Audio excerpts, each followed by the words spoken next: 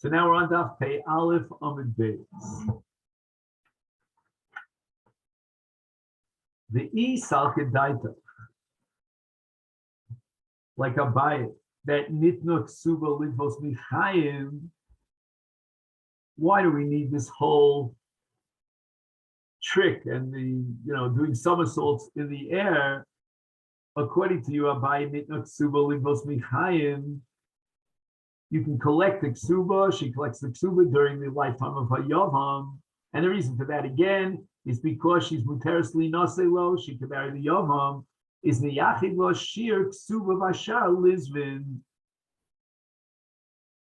Since she has rights to collect a ksuba, then he can reduce the shibud from all his nechasim and concentrate them on the 200 zuz, for example, that he has to pay her in the ksuba. And then he's masalek and he removes the shibud for the rest of his nechasim. Why does Sumcha say he has to do a suda or he has to divorce her, remarry her? This should prove Rava's shita that lo nitna ksuba ligvos b'chaya yavam.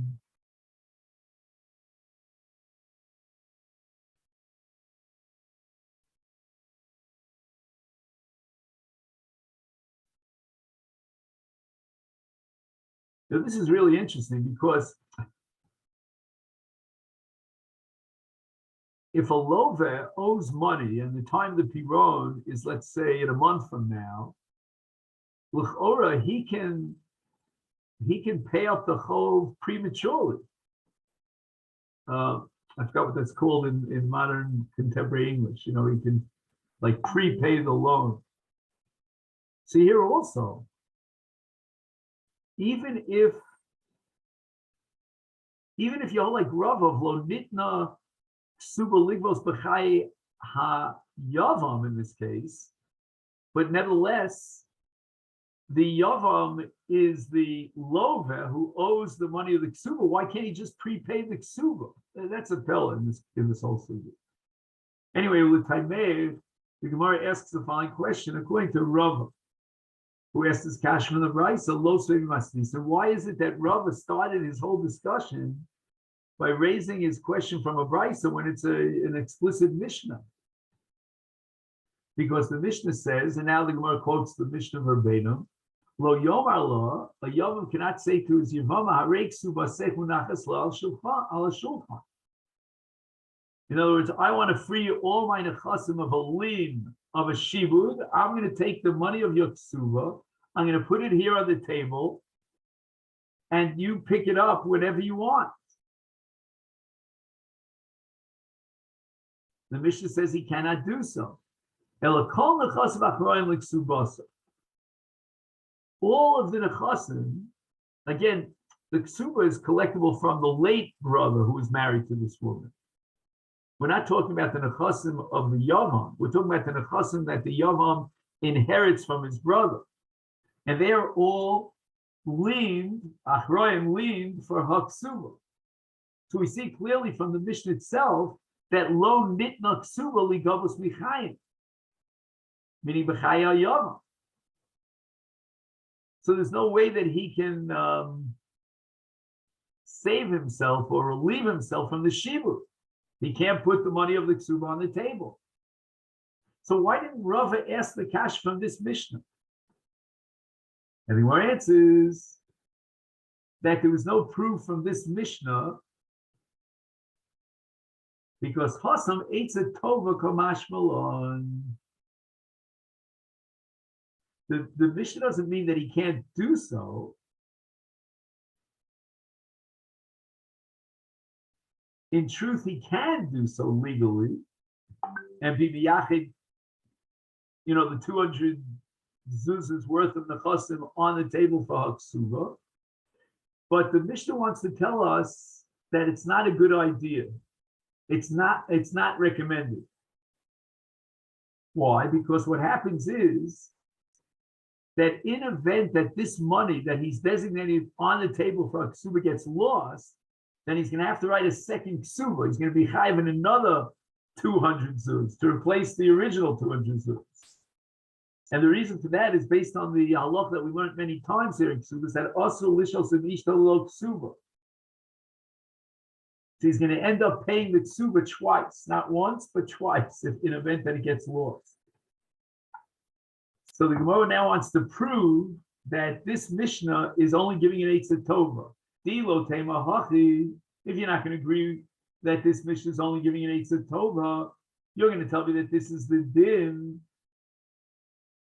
Then what are you going to do with the Seifa if you want to be consistent and apply with great integrity the same approach to the Seifa as you applied to the Reisha? The Katani, now the Mishnah addresses a regular woman who dies, whose husband dies and leaves children.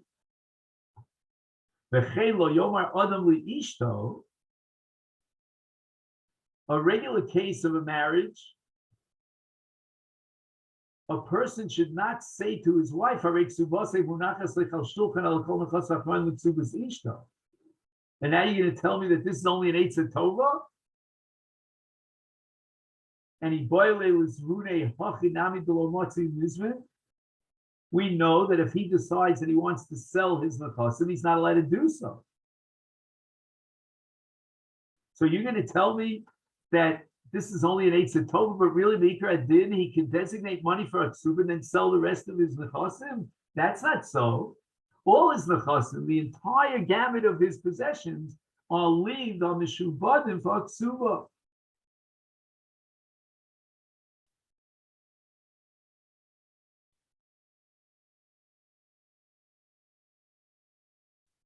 Okay, I'm sorry. I have to apologize. I got to read this again.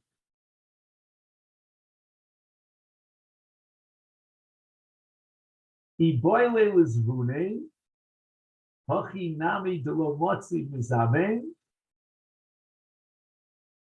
I said, I was reading it in a statement, in a positive sense. The low matzi mizame, he cannot sell his nechasim. No. It's a rhetorical question. That's where I missed the boat. The Baal wants to sell his nechasim. Are you going to tell me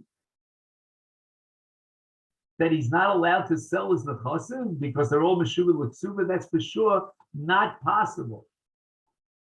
And the Gemara is holding that for sure, without a shadow of a doubt, he can sell his nechasim, because otherwise it's a ridiculous situation. A man is married to a woman, he can't sell any of his possessions. That's crazy. That's an untenable position. So therefore, when it says that lo yomar adam, the lo yomar adam in this Mishnah in the Sefer is only an Eitzah Tova. It's not a good idea because you might end up paying the ksuba twice in the event that this gets lost. But surely he has rights to sell his nechasim. So I apologize that I said it wrong. Ella, the Gemara says, Eitzah Tova kamashmalon, Chinami, the Reish itself with regard to Yevham, Eitzah Tova kamashmalon. And therefore, Ella, we have no choice. Rava could not invoke the Mishnah as a proof because that's only an Eitzah Tova, but he can only invoke the Brisa, the Rabbi Abba Kasha. Because Rabbi Abba and his Brisa is Me'ikar Adin, that the Yavam cannot be Miyachid Nechasim for the Ksuba the Yavama, in order to free him from the Shibud and allow him to sell the rest, the balance of his Nechasim.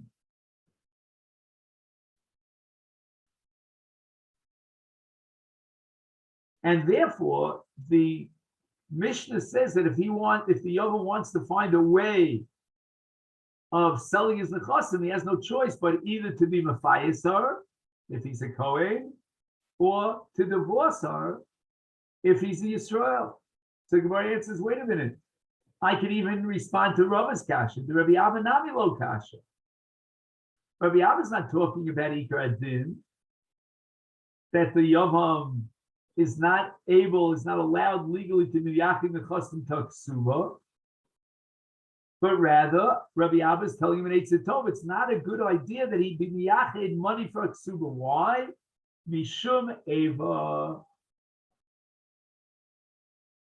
This is going to create enmity and friction between them, because what's going to happen is that if she sees that he's designating money for a ksuba, she jumps to the conclusion that he wants to divorce her. And that's not a marriage. That's not a healthy marriage when you think that your husband is about to divorce you.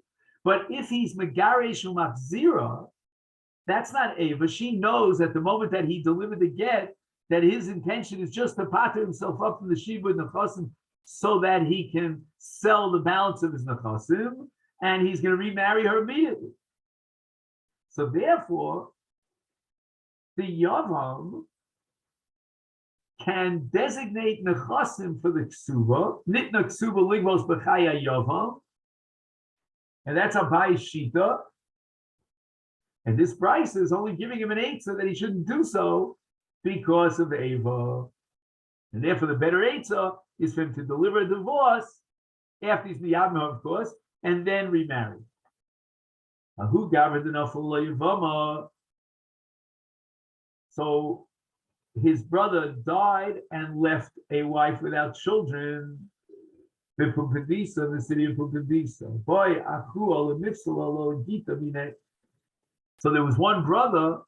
So let's say there's Reuven who died. Shimon is the Yavam, the oldest brother, and there's Levi. Levi's very jealous here. Levi doesn't want to see Shimon get the option of being Mekayim Yibu. So he wants to create a psul that would block Shimon's ability to do Yibu.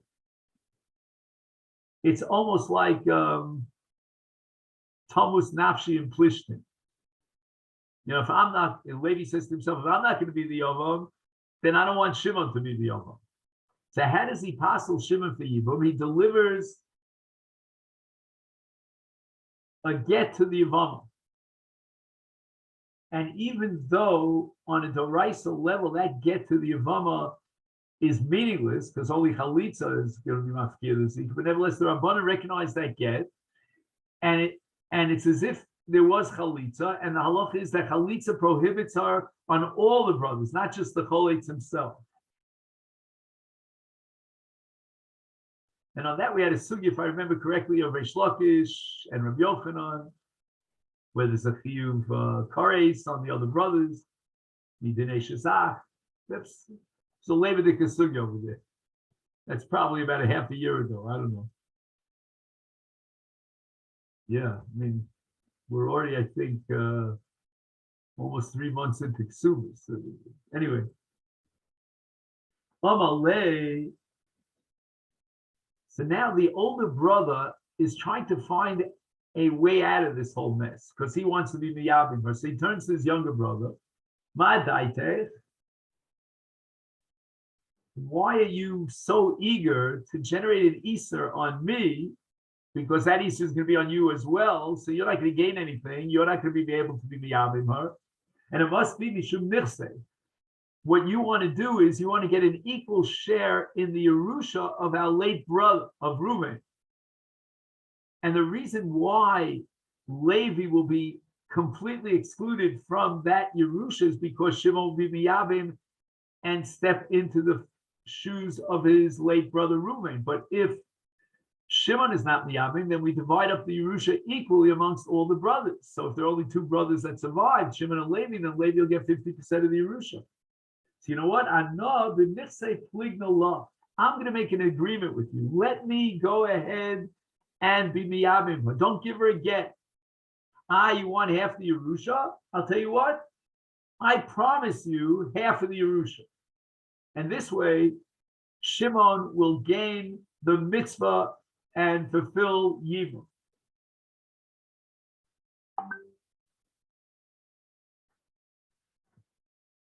Now, Rashi adds the word kinyan here, which I think refers to a kinyan suda. In other words, how can a person sell futures?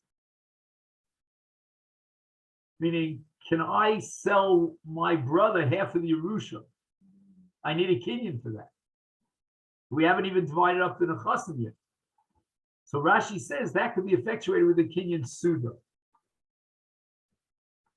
Now the brothers come for a din in front of Rabbi Yosef. This is going to be a long discussion between Rabbi Yosef's psak and Abai is going to object. Amar Rabbi Yosef, Keva the Omer Rabbanan Lo Lisbon. Rabbanan established that when a woman is a Shomeres Yavam and she's waiting for Yibum, she doesn't have, she can prevent and block the Yavam from selling her Nechasim, as we'll see in a minute. Is Afal Gav de Zabin, even if the Yavam violated the Isur of the Rabbanon, of the Chachamim, and he went and he sold the properties. So the even here, it's a very strange Afal Gav. On Shabbos, I had a lot of trouble with this Afal Gav. I think the Afal Gav means that even though the Rabbanon said he shouldn't do it, he went ahead and he did it, and he violated the Rabbanon. Nevertheless, you might think that the Mecher now, post facto, is a Mecher. We have precedents for that we learned on Thursday, whenever it was. But Lo Avizvini Zvini. In this case, the Rabbanon activated Hefker Bez and Hefker, and they blocked the Kinyan, and the Kinyan cannot be valid. The Sanya, we learned to the Bryce Misha Mes Miniach Shomer Siyova Miniach Nechasim B'Mea Mana. So there's 100 mana of Nechasim. And how much is the Ksuba worth? Aval Pi Sheksuba Seidel Mana, 1% of his possessions. So you would think that, okay, let him sell 99% of his possessions and leave her, the Shomeres Yavam, 1 mana, which is all she's going to get for the Ksuba. No. Lo Yimkar, Shekol Nechasav Achroen L'Ksubasa. That the Shibud of the Ksuba is chal on all his Nechasim, and the total 100 mana. And it seems that the Yavam cannot sell the properties of his late brother. And in the case of the Yavam and his brother, where we just learned now, that there was this chayvus bekinyan to split the nechasim, that his chayvus, that kinyan that was made, is considered like a mechira. And the Brisa says we don't recognize the mechira. So there's no validity to his kinyan in which he gives his brother Levi half of the nechasim of the late Reuben. That cannot be a valid transaction because a kinyan is blocked by the Chachamim as long as she is a Shomeres Yavam. Only Abai objects to Rabbi Yosef. Are you going to tell me that because you learned in the Brisa that the Rabbanon prohibited the Yavam from selling his Nechas, and therefore he went ahead and he violated the Rabbanon? So we apply the principle of the Avid Lo Mahani, that's the Gemara in Tmura, and therefore the sale is invalid. Vasnan, what about the mission that we learned? Let me just see. Vasnan, and we just recently, so we should know this. Ein Ches. Okay, so that's like 3 blot ago. Beit Shammai Omrim, we talked about Isha Shenaflu Nechasim while she was in Arusa. Then she became a Nesua. No, I'm sorry. Nechasim that fell to her before she became an Arusa. Now she's an Arusa. And Beit Shammai Omrim Timkar, that she's allowed to sell these possessions that came to her Yerusha before she was an Arusa. Beit Hillel Omrim Lo Timkar. L'chatchila, she's not allowed to sell them because we anticipate the future of Nesuin. But even if he violates the Takanas Chachamim, and she violates the Takanas Chachamim, she went ahead and she sold the Nechasim, the Kinyan is valid. So how does Rabbi Yosef derive the conclusion that in the case of Shomeres Yavam, that the Yavam could not create a mecher? No, that's not true. He's not allowed to do the mecher, or in this case, the chalukah. But if he went in and he did so, even though he violated Takanas Chachamim, the Kinyan is valid. Shalchu lekami de Reb Chanina bar Papi. They asked the opinion of Reb Chanina. V'sholcha to Rabbi Yosef, and he responded that my opinion is identical with that of Rabbi Yosef, and therefore the kinyan that this brother, the Yavam, Shimon, made with his brother Levi, which is considered a chalukah, is not valid. Even to the Eved, he made the kinyan of Rabbi. Keep it totally. You know, are you relying totally on Rav Papi? Who is Rav Papi? Kipi totally? Does he have is he decorated with jewelry, beautiful jewelry? Did he indicate, any proof to his conclusion? Shalkula kami de Rav Yumi b'rei Rav Nechumi and Shalcha Abaye. When they sent the question to Rav Yumi, he gave the answer of Abaye that once the sale was done, it's effective, and we don't apply the principle of the Ovid Lo Mahan, even though there was a violation of a Takaras Takon.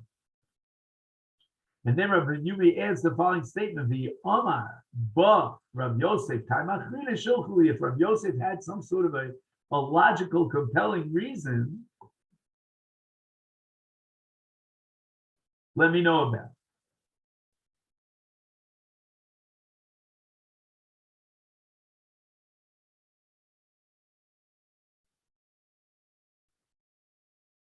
Now, this time Achrini here, it says that maybe Rav Yosef had a different piece of logic on the basis of which he ruled that the Yavam doesn't have to give any part of the Yerusha to his brother.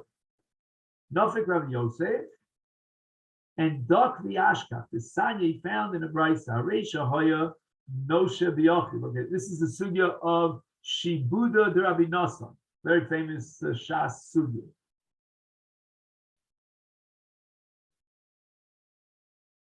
So Reuven's brother borrowed money from Reuven, and the money has not yet been returned. Let's call him Shimon. Shimon has not yet paid up the chov to Reuven for mess, and Reuven died. V'niach shomers Yom, and Reuven left his wife for Yibum. There were no other children. Lo Yomar, and now we're talking to Shimon, the surviving brother, who borrowed money, and he's waiting to fulfill the mitzvah of Yibum. So he's both a Loveh and a Yovam. Hoil v'shani yoresh hechzakti. Right, I can inherit my brother's property, his estate, as soon as I'm miyavim his wife, and therefore I'm not going to pay up this chol.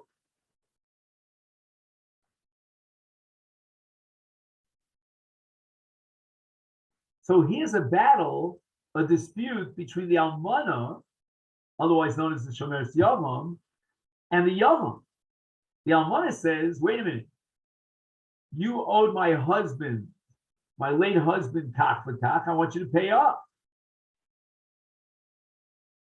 On the other hand, the yavam says, well, I'm about to be miyavim, and therefore I will inherit all of my brother's possessions, so why should I pay you a chov that I'm going to collect anyway?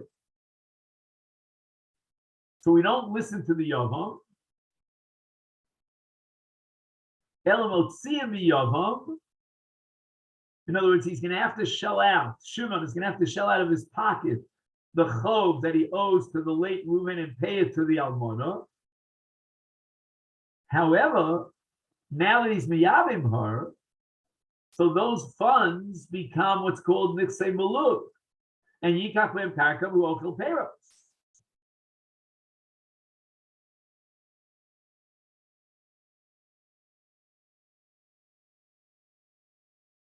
So these monies, which now Shimon the Yavam is paying the Yavama, are monies that come into her possession after Nisuin.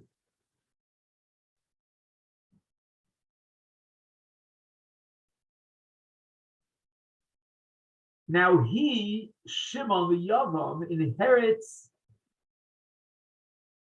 those possessions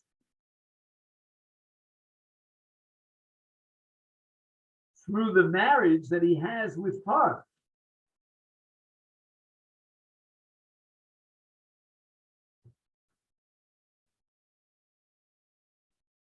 Right? Because he already paid off the chov. So he's not inheriting the chov from his late brother,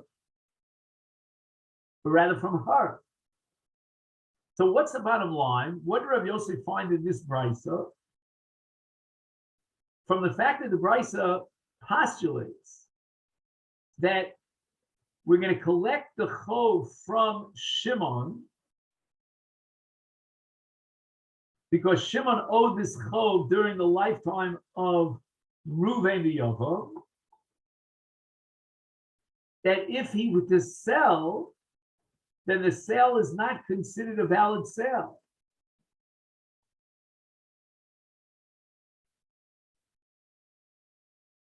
And why is that? Because,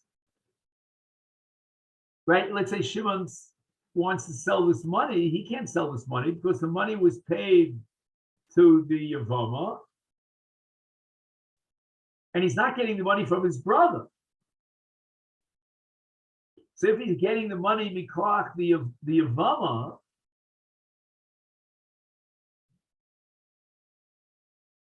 that's why any sale that he endeavors to make is not valid. So he can't say to the other brother, "Oh, we'll split and the Yerusha will go 50-50."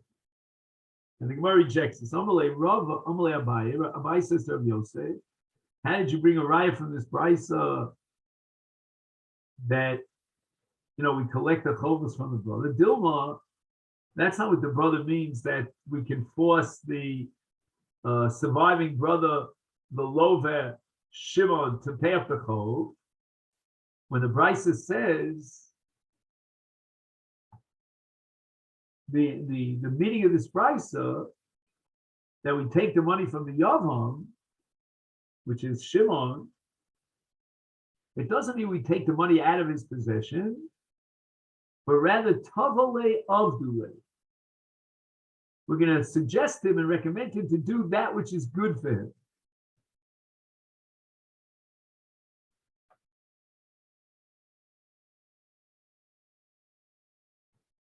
And what does he gain here? He gains payros. In other words,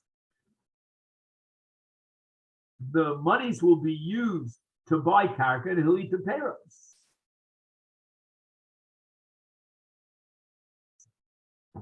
So Nachamon, Abaye is suggesting that the brisa doesn't mean that we're going to actually collect the chov, but rather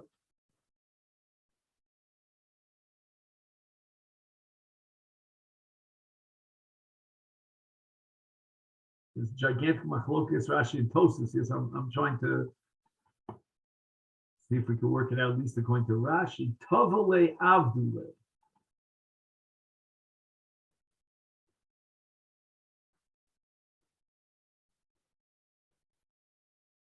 I guess he's saying the following: instead of that chov being used on the market, on the open market, it's a better deal if the money will be earmarked to buy karka so that he can eat peros, because then he gets a benefit from the karka. Omalaser Rav Yossi says to Abaye, to reestablish his raya from the brisa, Tana Tmi Motzir. Let's read the language of the brisa. It says in the brisa, Lo Yomer, etc., Ela Motzir. Yat Amrit Tovale Avdule. It says Motzir, whether he likes it or not. We're gonna make him cough up the money and pay up the chov to Yavama. Like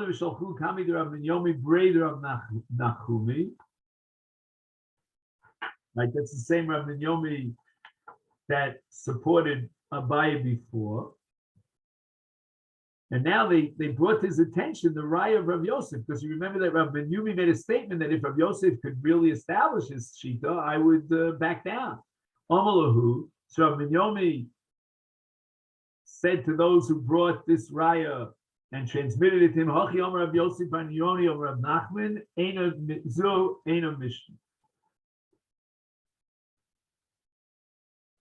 In other words, he's now sort of pulling the rug out from under Rav Yosef. Rav Yosef built his whole case on a Bryce and a diuk in the Bryce that the Bryce says Motzian. That Bryce is not a valid Bryce. So now the Gemara is my timer. Well, why are you telling me that this Bryce is not a reliable Bryce?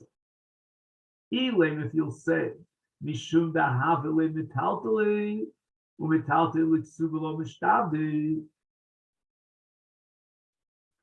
The halachic status of a chov that the Yavam owes to his late brother Reuven is that of metaltal. Every chov is considered metaltal. There's no karka.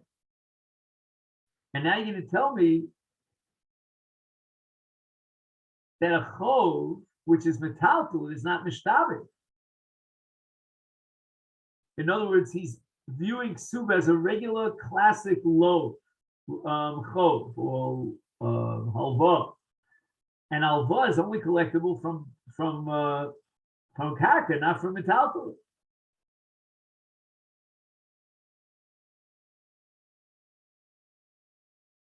So how can you tell me that this chov is going to be designated for her collection of her ksuba? There's no shibud on that chov; it's metaltal. So the Gemara rejects that and says, Dilma Rabbi Meir, he'd be on metaltal mishtabel ksuba. Like ksuba is the exception to every other chov, and it's collectible not only from karka but even from metaltal. So why is Rav Nachman throwing out this brisa and saying that it's an unreliable brisa? The Ella, the reason why this price is unreliable, Mishum the Amar Allah, the Yavam could say to the Yavam, At la balas diat. I didn't borrow any money from you. I borrowed from Reuven, my brother, who was in fact your husband. And the Gemara now introduces Shibud Rabbi Nosson. And the point of Shibud Rabbi Nosson is that if Reuven owes money to Shimon, Shimon owes money to Levi, Levi can go and collect from Reuven. So therefore, since in our case Shimon owes money to Reuven, and Reuven dies, and therefore that chov is now transferred over through the ksuba to his wife, therefore Shimon has no right legally to say to his wife, Labal dvar didiat, I don't want to deal with you. And now we've introduced Rabbi Nosson, the Tanya Rabbi Nosson Omer 9, Lenosh b'chaber, Mon b'chaber b'chabero, Shemotzir mizeh, V'nosim mizeh, and he cannot claim Labal dvar didiat, Talmud lo menasan l'asher oshem lo.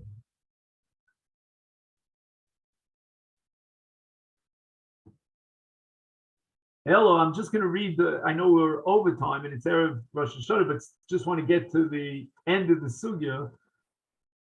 So I'm rushing, in the last 2 minutes. Ella, the reason why Rav Nachman rejects this brisa is for a different reason. Lo ashkechan tana de machmir trei chumrei b'ksuba. We're not going to impose two chumras simultaneously on one single ksuba. What are the two chumras? And by the way, this is all based on the fact that ksuba is the rabbanon. If ksuba is the raisa, then what we're about to learn doesn't make any sense.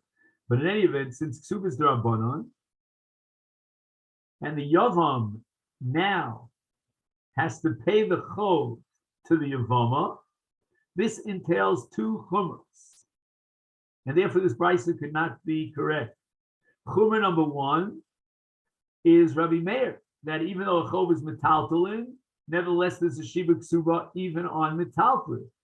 And chumra number two is to accept Rabbi Nosson,